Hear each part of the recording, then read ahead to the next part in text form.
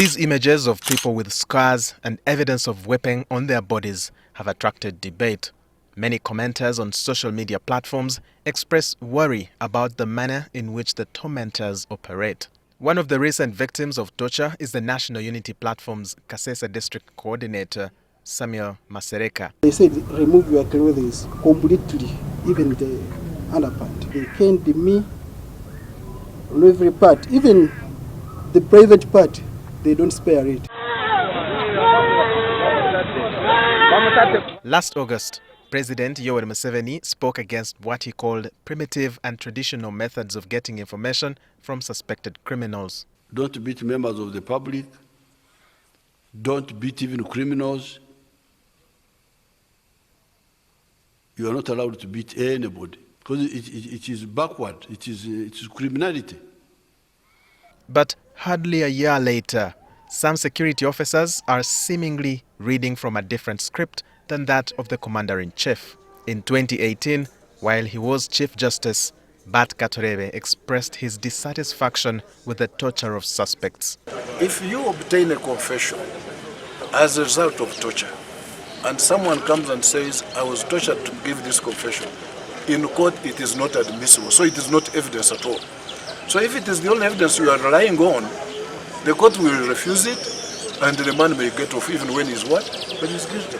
Because you messed up by torturing him. Human rights lawyer George Musisi says the judiciary should take a firm stand against hearing cases where suspects are tortured and avoid being seen as an entity that covers up for illegalities. It's time to send a message that let's give a more purposive approach to the Constitution, which says you're supposed to bring someone in court within 48 hours, you're not supposed to torture someone, and send a message that if you bring tortured suspects, we as judiciary shall not entertain them. Otherwise, taking plea is not the most. They shouldn't place taking plea above the obligation not to torture, not to treat people inhumanly. Judiciary does not condone presentation of tortured suspects in courts.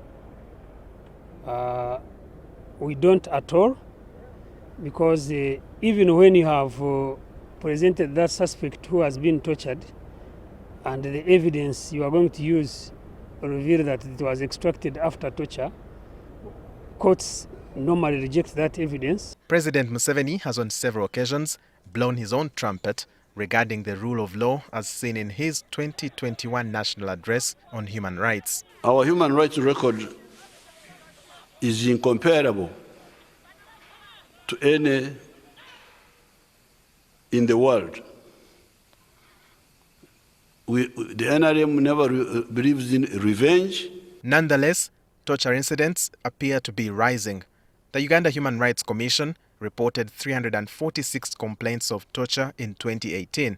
This was a 13% increase from the 306 complaints that were registered in 2017. Most acts of torture were allegedly carried out by the police, the army, and prison authorities. The president of the Uganda Law Society, Fiona Wall, says justice must be seen to be done and not merely talked about. This behavior is compromising prosecutions. At the end of the day, we are forgetting who really needs the justice here. It's the victims. So if a victim has suffered a crime and somebody has been held as a suspect and you torture them, and then maybe the court dismisses the case because of inadmissible evidence, then you're going to find that you've created even a greater injustice for the victim. Those who have lived to tell their tell of harrowing experiences in the torture chambers of various security outfits. Nalofenya in Jinja, that was formerly a police post but was turned into a detention center where several people were tortured in the name of being investigated, was closed in 2018. Walter Mwesije, NTV.